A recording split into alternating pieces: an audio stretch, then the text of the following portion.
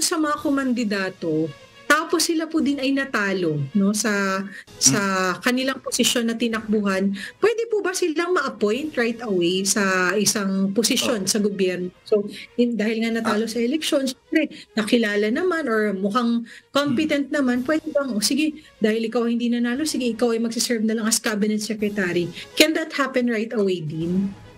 Ay, hindi pwede yan, Attorney Mimi. Bagamat sinabi ng batas na ang pag-appoint ay discretion o desisyon ito ng Pangulo na hindi pwedeng panghimasukan ni numan, kaya lang sa konstitusyon natin may tinatawag tayong election ban na yung mga natalo sa eleksyon, hindi sila pwedeng ma-appoint sa anumang posisyon sa gobyerno, pati sa mga GOCC natin, hanggat hindi lumilipas ang isang taon. May 1-year election ban.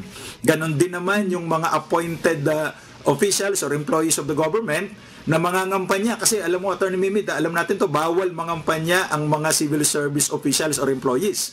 So kung gusto nilang mangampanya, dapat sila ay mag-resign para mangampanya. At hindi naman, na nalo yung ikinampanya nilang opisyal, hindi naman sila pwedeng ma-appoint within 6 months from the time ng election. So yan po ang mga nilalaman ng ating batas.